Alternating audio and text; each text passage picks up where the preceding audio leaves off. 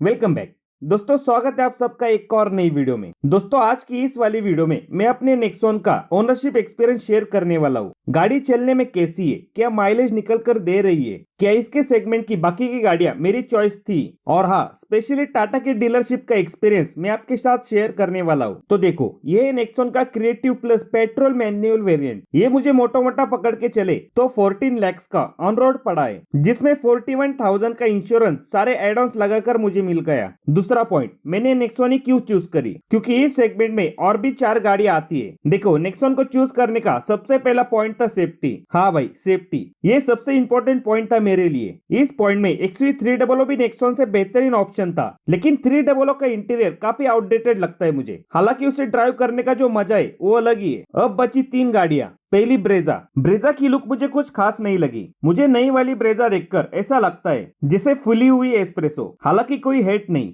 ये लुक्स की बात मेरी पर्सनल चॉइस है। अब बची 2 बहनें, Hyundai की वेन्यू और किया की सोनेट। इन 2 गाड़ियों के केबिन में मुझे इतना ज्यादा स्पेस और कंफर्ट फील नहीं हुआ जो मैंने एक्सपेक्ट किया था, क्योंकि इनका जो सस्पेंशन सेटअप है वो थोड़ी स्टीपर साइड है, शायद इस वजह से। लेकिन हाँ, इस सेगमेंट के सबसे अंडररेटेड कार के बारे में बताना तो भूल गया, जो है अपनी प्यारी Bolero neo AKA TUV300। Bolero neo की लुक मुझे काफी पसंद है। वो गाड़ी आपको एक प्रॉपर SUV वाला फील दे देती है। इस सेगमेंट में बोलेरो नियो जैसा पैकेज कोई और गाड़ी दे भी नहीं सकती, जो लैडर ऑन फ्रेम हो, जो रियर व्हील ड्राइव हो, जो इतनी ज्यादा स्पेशियस हो, और जब मन चाहे 7 सीटर बना लो। ऐसी गाड़ी इस सेगमेंट में है ही नहीं। लेकिन यार, वो गाड़ी घर वालों को पसंद नहीं आई, ज्यादा बॉडी रोल की वजह से। लेकिन हाँ, मुझे आज भी वो गाड़ी छोड़ने का रिग्रेट फील होता है। खैर, अगर बात करूं मैं नेक्सॉन के पॉजिटिव पॉइंट्स की, तो नेक्सॉन का स्टीयरिंग फीडबैक और हैंडलिंग मुझे बेस्ट लगी। सस्पेंशन भी बड़े अच्छे तरीके से ट्यून किए, ना ज्यादा बॉडी रोल है, और सस्पेंशन सॉफ्ट होने की वजह से छोटे मोटे गड्ढे का भी पता नहीं चलता।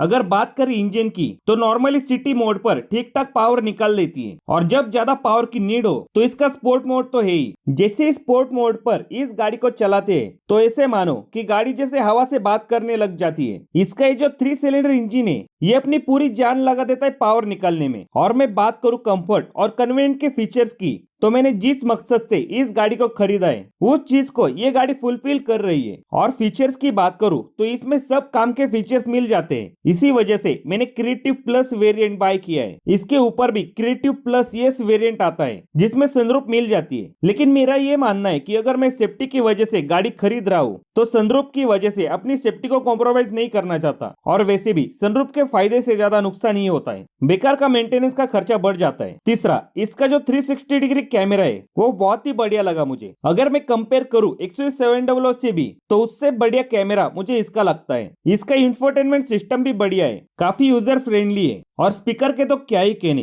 काफी बढ़िया क्वालिटी के स्पीकर है। चौथा, अगर मैं बात करूं NVH की, तो वो भी काफी अच्छे से टाटा ने कंट्रोल किया है। बहुत ही बड़े इंसुलेशन मिल जाता है। और वैसे भी हम लोगों को बोलेरो जैसी गाड़ियां चलाने की आदत है। जब तक हमें इंजन की आवाज और वाइब्रेशन बॉडी में फील नहीं होती, तब तक गाड़ी चलाने का मजा नहीं आता। वो कहते हैं ना, देसी गाड़ियां, वो हम जैसे लोगों को ज्यादा भाती है। उन गाड़ियों के सामने नेक्सॉन की नॉइज और वाइब्रेशन कुछ भी नहीं है। और वैसे भी जिस गाड़ी में आवाज और वाइब्रेशन ना हो, वो गाड़ी ही कैसी। उससे बढ़िया आप एक इलेक्ट्रिक व्हीकल ले लो। अगर मैं इसके माइलेज की बात करूं, तो मैंने लास्ट ट्रिप 500 किलोमीटर की करी थी, जिसमें ओवरऑल इसने मुझे 21.5 kmpl का माइलेज MID में निकाल कर दिया। अगर रियल लाइफ की बात करूं, तो 17-18 तक माइलेज इस गाड़ी ने मुझे दे दिया। ये तो हुई गाड़ी के पॉजिटिव पॉइंट्स। अब बात करें इस गाड़ी के कुछ नेगेटिव पॉइंट्स की, तो सबसे पहला पॉइंट है टाटा की फिट एंड फिनिश। हालांकि ये बात मुझे गाड़ी लेने से पहले ही पता थी कि मुझे इतनी ज्यादा बढ़िया क्वालिटी की फिट एंड फिनिश इस गाड़ी से मिलने नहीं वाली। लेकिन इतने सारे पॉजिटिव पॉइंट्स बताने के बाद नेगेटिव बताना तो बनता है। दूसरा, नेक्सॉन की पेंट क्वालिटी।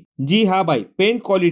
इस नेक्सॉन की पेंट क्वालिटी कुछ खास नहीं है। हाँ, मैं ऐसे नहीं कह रहा हूँ कि बहुत ही ज्यादा घटिया क्वालिटी मिलती है, लेकिन पेंट की क्वालिटी और भी बेहतर हो सकती थी। तीसरा, अनइवन पैनल गैप्स। कहीं पर पैनल गैप्स ज्यादा है तो कहीं पर कम। जैसे ये डोर देखो, थोड़ा सा बाहर निकला हुआ है, वही दूसरी साइड आपको दिखाता हूँ कि ये देखो एकदम बराबर लाइन में है। चौथा, इसका ये इंफोटेनमेंट बढ़िया काम करता है, लेकिन तब तक ही जब तक इसमें एंड्रॉइड ऑटो नहीं कनेक्ट करते। एक बार इसमें एंड्रॉइड ऑटो कनेक्ट कर दिया तो कई बार लैग कर जाता है इसका ये सिस्टम। पांचवा, इसमें ये जो इल्यूमिनेटेड 2 स्पोक स्टीयरिंग व्हील है, ये बढ़िया दिखता है, लेकिन हॉर्न बजाने के लिए स्टीयरिंग पर से हाथ हटाकर बार बार इधर बीच में हाथ लाना पड़ता है। पहले की तरह इधर साइड में ही प्रेस करने से हॉर्न बज जाता था, वैसा इसमें नहीं है। ये चीज बिजी रोड पर बहुत परेशान करती है। छठवा, इसका ये जो सन वाइजर है, ये देखो सामने तो बढ़िया काम करता है, लेकिन वही इसे ऐसा साइड में कर देते हो तो ये देखो ये क्या है, क्या फायदा है इसका, कुछ भी नहीं। सातवां, इसके जो हेडलैम्प है ना, इतने इफेक्टिव नहीं है हाईवे के ऊपर। हालांकि इस वेरिएंट में फॉग लैम्प नहीं आते, तो फॉग लैम्प का थ्रो कैसा है मुझे पता नहीं, लेकिन हाँ हेडलैम्प का परफॉर्मेंस इतना कुछ खास नहीं है। अब जो बात मैं बताने वाला हूँ ये गाड़ी का निगेटिव पॉइंट नहीं है, बल्कि इस वेरिएंट का निगेटिव है। मतलब 14 लाख रुपीस खर्च करके भी आपको इसमें रियर डिफॉगर नहीं मिलते, जबकि ये सेफ्टी के हिसाब से बहुत जरूरी चीज है। ये चीज बेस मॉडल से ही ऑफर करनी चाहिए थी। चाहे एक दो गेमिंग फीचर्स कम दे देते तो भी चल जाता, लेकिन रियर डिफॉगर देने ही चाहिए थे।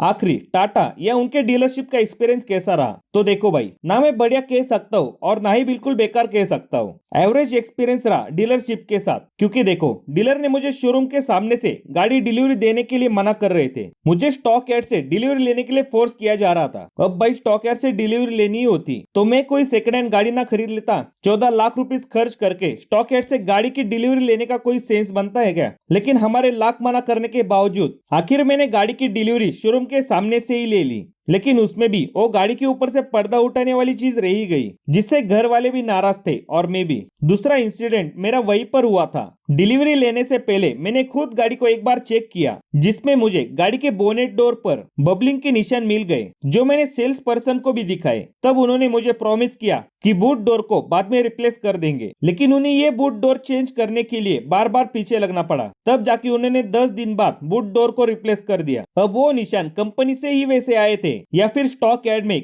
गाड़ी के साथ कुछ प्रॉब्लम हुआ, ये तो नहीं पता, लेकिन वहां मेरे एक्सपीरियंस खराब हो गया। हाँ, अब मैं ये नहीं कहूंगा कि सारे गाड़ियों में ऐसी दिक्कत हो सकती है, लेकिन आप जब भी गाड़ी की डिलीवरी लेने वाले हो उससे पहले अपनी नई गाड़ी के एक्साइटमेंट को थोड़ा बाजू में रखकर अच्छे से गाड़ी को एक बार चेक कर लीजिए, नहीं तो बाद में आपको ही प्रॉब्लम हो सकती है। और मैं ये भी नहीं कहूंगा कि टाटा या फिर इनके डीलर्स बेकार सर्विस ऑफर करते हैं। मेरा भी एक्सपीरियंस बढ़िया था, बस कुछ छोटे मोटे चीजों को लेकर थोड़ा बहुत ऊपर नीचे हुआ, लेकिन मैं एक बात तो समझ गया कि टाटा की डीलरशिप और कस्टमर में वही अंतर है जो सास और बहू में होते हैं। थोड़े मनमुटाव तो होते हैं, लेकिन काम तो हो ही जाता है। फालतू में झगड़ा करने से कोई फायदा नहीं होता। तो यही था भाई मेरी नेक्सॉन का ओनरशिप एक्सपीरियंस। अगर आप भी कोई कार लेने का अभी सोच रहे हो तो एक बार इस नई वाली नेक्सॉन को चलाकर जरूर देख लीजिए, क्या पता आपका दिल इस नेक्सॉन पर आ जाए। तो यही था भाई आज की वीडियो में। अगर वीडियो पसंद आई तो लाइक कर दीजिए और चैनल पर नए हो तो चैनल को सब्सक्राइब कर दीजिए। मिलते हैं अगली वीडियो के साथ वापिस, तब तक के लिए बाय।